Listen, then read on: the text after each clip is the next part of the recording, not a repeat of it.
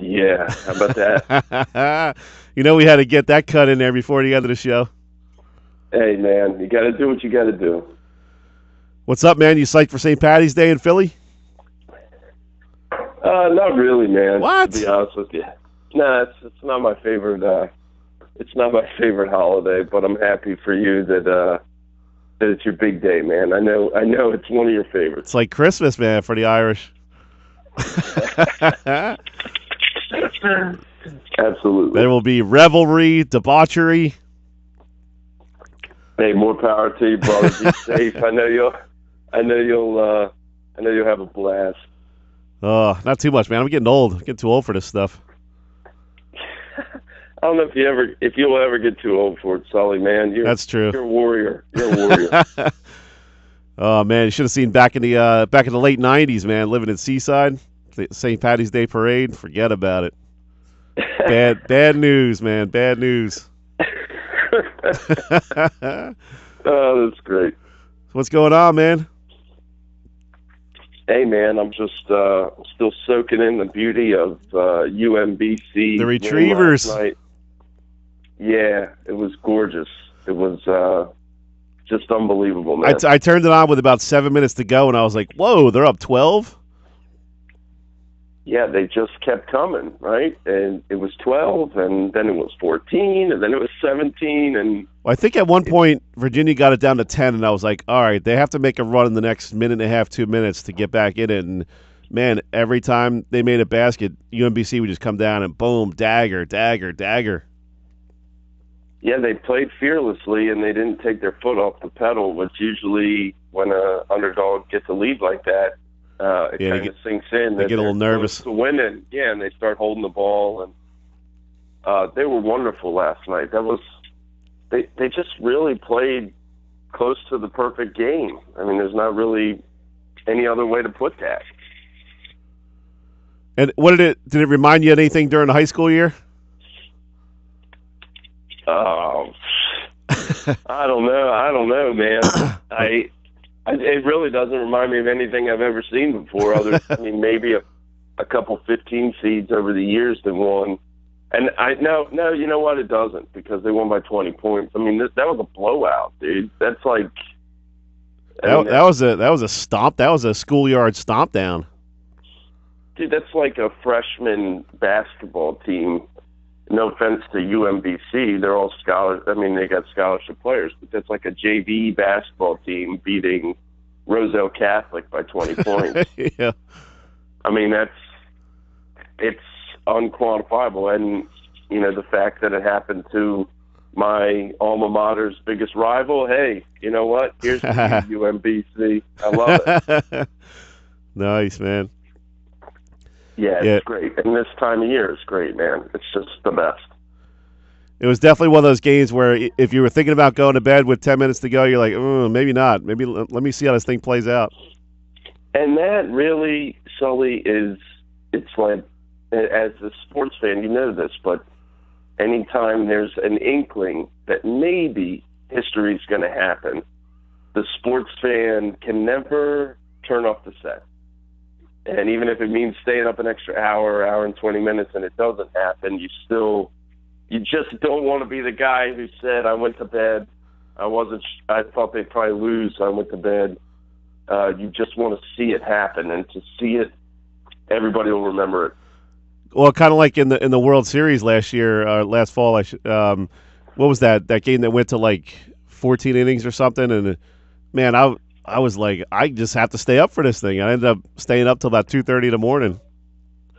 Yeah, it happens a lot. And that was nuts. I mean, Astros would come out with big homers, big hits. Dodgers would answer. I mean, it was like a heavyweight fight for about an hour and a half there. Yeah, it happens a lot too in the NHL playoffs and overtime, because they'll go the full periods, and sometimes they go to 4 or 5 overtimes. Yeah, it's don't nuts. Want to miss the goal, and even the Olympic gold medal game in women's hockey this year, it started so late, but they went to overtime and a shootout, and it was a weeknight, and the next thing you know, you're going to bed at 2:30 in the morning. So that's the beauty of it, man. The coffee tastes a little bit better in the morning, and a little bit more necessary. Well, lucky for us, we don't have those jobs where we have to be up at 6:30 in the morning. Yeah, that's right. Those jobs were not made for us, my man. Not at all. So give me your thoughts on this winter season that just wrapped up, and obviously you did a lot with the wrestling. We just had on Joe Cotugno earlier in the show from Atlantic City. He's having a real nice career up at RIT and made some interesting points about the Division III level. I think a lot of high school kids don't really respect D3 as much as they probably should, and we've heard that a lot. You see that a lot on Twitter from Coach Bittner over there at Stockton men's basketball, and a lot of people might think, oh, Stockton basketball, whatever, but there's some really good players there, and you look around at Division III college sports, and it's not easy to make a Division III team. You might think you're a stud in high school, but try to go and try out for one of these teams, and you might find out you're in for it. Yeah, and speaking of that, I think a former Division III star, if I'm not mistaken, Danny Woodhead in football, retired last night, and he's had a great career, and he was, I think, the all-time leading rusher at that level, maybe at any level. So there are those cases where guys go on to the pros and overcome. In his case, he was smaller, but really that's one thing I do like about wrestling is the All-Americans that you place in your tournament, whether it's D1, D2, D3, JUCO, whatever. There's always that same amount of respect. I've always heard All-American in wrestling as just a catch-all term, and even if it's somebody who was at a small school or isn't a scholarship guy, they get the same amount of respect. So it's never diminished, which is one thing I always liked about wrestling and their supporters. But yeah, man, this winter was kind of an odd year, really, for South Jersey because I think most of it went as we predicted. I think outside of Lucas Ravano, Cammie Catholic winning the state championship, which I'm not sure. He was certainly in the mix, but was not the favorite. We thought Billy Janzer would win the state championship. He did. We thought Quinn Kinner would win the state championship. We did. We thought Paulsboro would be better than everybody in South Jersey, and they were. There were a couple surprises in there. Williamstown, Brian Martin there, who finished third in the state after not wrestling the last couple of years. But all in all, everything kind of went according to script this winter for South Jersey in terms of wrestling.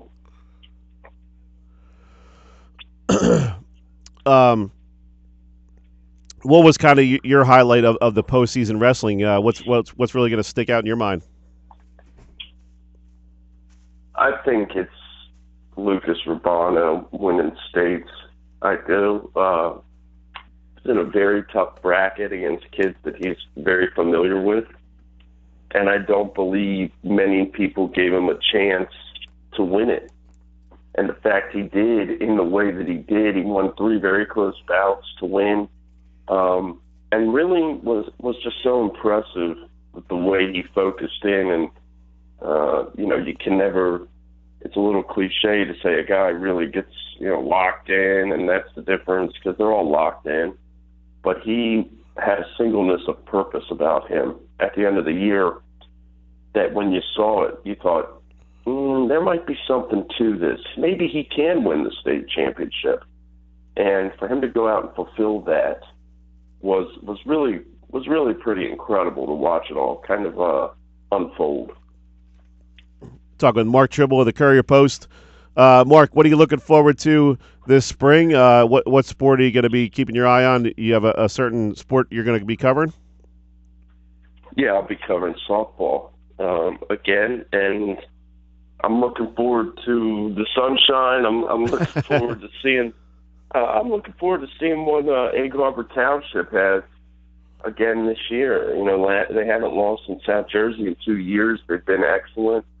We've covered them a lot on this show, and for good reason. So I want to see what the Edens have in store. Can they make it 3 in a row? Because they're just churning out players down there, filling in roster spots with a lot of talent. Well, and, they'll definitely have their hands full. I mean, Rancocas Valley played them really tough last year before they kind of fell apart late. And, Eastern always has some great players. So there's definitely I assume it's going to probably be kind of the usual suspects when we get to softball. Yeah, you throw Millville in there. I think Vineland will be pretty good. Group 5, Cherokee, Shawnee is never slouched, and Washington Township, obviously, is always in the mix. Group 5 South in terms of softball, Group 4 South in terms of softball is unparalleled in the area. And I expect it'll be another close one, but EHT has found a way to kind of own that, and they have been just very, very impressive, the whole program. Great stuff, as always, Mark. We appreciate it. We got to get the Schweim characters set up for their show.